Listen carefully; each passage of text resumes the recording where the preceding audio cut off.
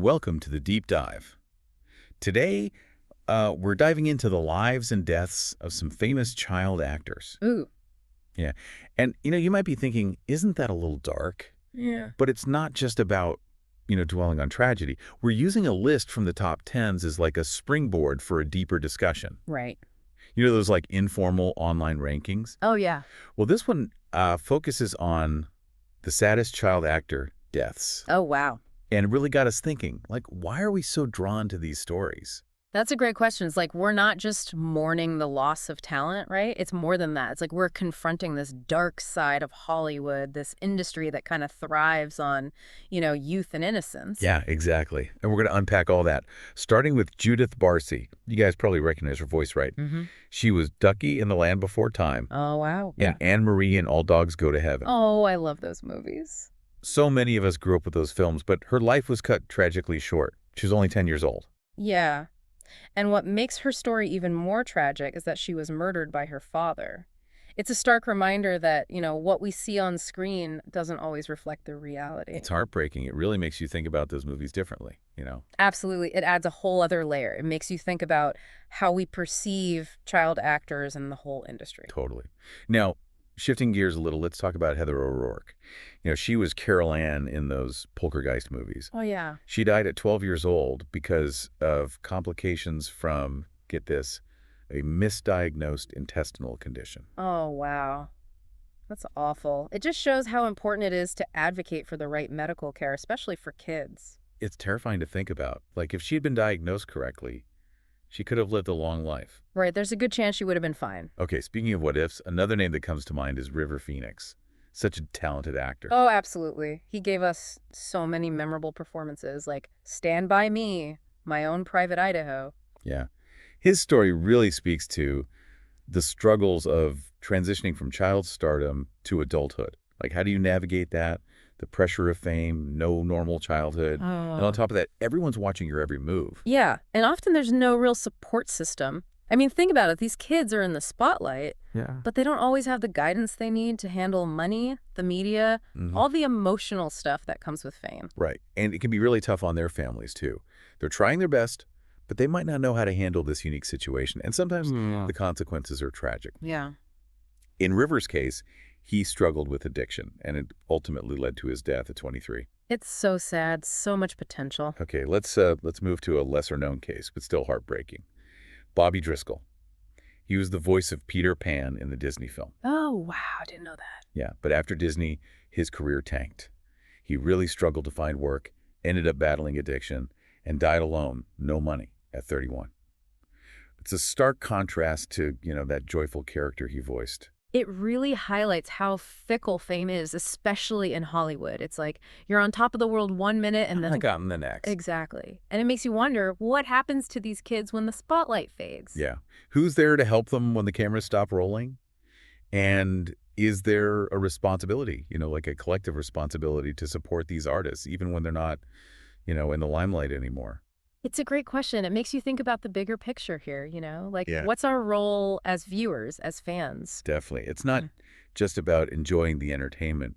It's about recognizing that there are real people behind these performances, and their lives can be really complex. Absolutely. And often those complexities are hidden from view. Yeah, it's a tough reality check, Yeah. It's like we think Hollywood is all glitz and glamour, but Bobby Driscoll's story shows us there's a darker side. For sure. And, he's not alone. So many child actors struggle to transition into adult roles, and it can be brutal, dealing with rejection and losing that sense of identity. It's tough. It reminds me of Dana Plato.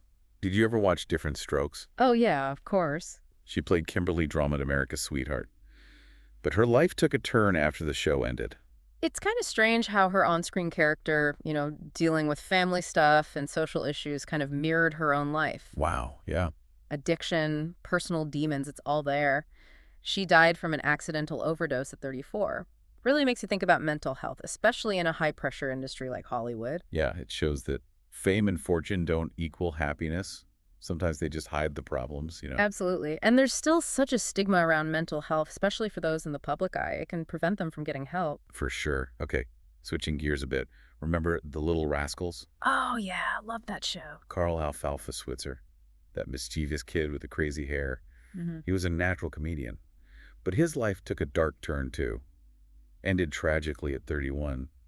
He was shot during an altercation. Wow, I didn't know that about him. It's a reminder that the characters we see on screen are just that, characters. Their real lives can be a lot more complicated. Yeah, and some child actors have a hard time separating their on-screen persona from their real selves. The public sees them as that character forever. It's true. And it makes it tough for them to transition into adult roles. They're stuck in that childhood image. Speaking of transitioning to adulthood, let's talk about Bridget Anderson. She was in Savannah Smiles and Parent Trap 2. Mm-hmm. Really talented, so much potential. Well, I remember her. But sadly, like so many others, her life was cut short. 21 years old, drug overdose. It's a stark reminder that addiction can affect anyone. Background, talent, success, it doesn't matter. It doesn't discriminate at all. And for young people, especially in Hollywood, it's so dangerous. It really underscores the need for early intervention, accessible resources, and changing how we view addiction. It's not a moral failing, it's a health issue. Absolutely. It needs to be treated with compassion and understanding. And having a solid support system is crucial, both within the industry and personally. You know, we've talked a lot about addiction, but there are other dangers for child actors. That's true, and Tara Korea McMullen's story is a tragic example. She was on the show judging Amy, a rising star, but she died at just 14. And it wasn't even related to Hollywood pressures. She was a victim of gang violence. It's a stark reminder that the dangers young people face go way beyond the entertainment industry. It's heartbreaking. It forces us to think about the bigger issues. Poverty, lack of opportunity, the things that put certain communities at risk. Yeah, we need to address these root causes and create a world where all kids, no matter their background, have a chance to succeed. You know, before we go on, this is a lot to process, right? We're talking about tragic events, lost lives, and it's heavy stuff. We got to be mindful of that. That's important, but it's also crucial to remember that while we're focusing on the negative side, there are plenty of child actors who have had successful careers and lives. Good point. We're not trying to paint a totally bleak picture here. We're exploring the complexities of this issue and hopefully encouraging some thoughtful discussion. Exactly. And speaking of complexities, let's talk about Jonathan Brandis. He was a teen idol, but his story really reveals the dark side of that. Yeah, Jonathan Brandis. He was like the heartthrob of the 90s, right? The never-ending story, too. He was huge. Yeah, he was everywhere. But, you know, behind that smile, he was dealing with a lot. The pressure of fame, trying to transition from a teen idol to an adult actor, it's not easy. You know, it's interesting because teen idols face a kind of unique pressure. Right. They become super famous really young. Yeah. And that fame can disappear just as fast. And sometimes their audience grows up, but the roles don't grow up with them, you know? Totally. And the industry's always looking for the next young thing. It's got to be rough on their self-esteem. Like you build your whole identity around being this teen heartthrob. Yeah. And then poof, the phone stops ringing. And for Jonathan, it ended tragically. He took his own life at 27. So young. It was a huge shock to everyone, a real wake-up call about mental health in Hollywood. Made everyone realize that fame and fortune don't solve everything. Right. Underneath it all, there can be so much pain. It really shows how important it is to talk about mental health, to make it okay to ask for help.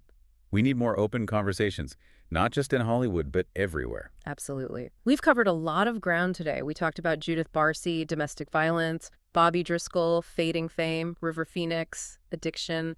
Each story shows how vulnerable child actors are, all the pressures they deal with. It's been heavy, but important. Definitely.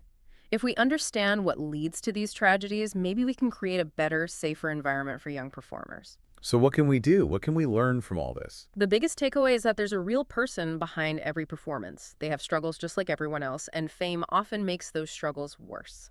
It's a good reminder to be aware, to be kind, and to support them. We got to shift from just celebrating child stars to actually protecting them.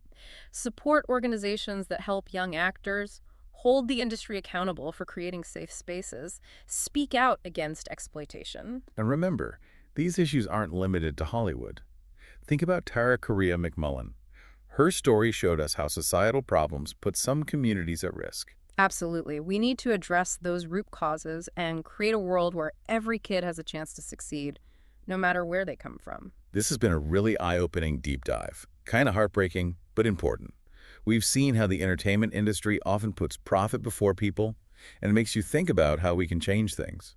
If you're interested in learning more, do some research. There's a ton of information out there. Understanding these stories can help us protect young performers in the future. Thanks for joining us on this journey, exploring a topic that's often overlooked.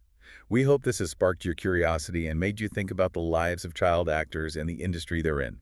Keep exploring, keep learning, and keep asking tough questions.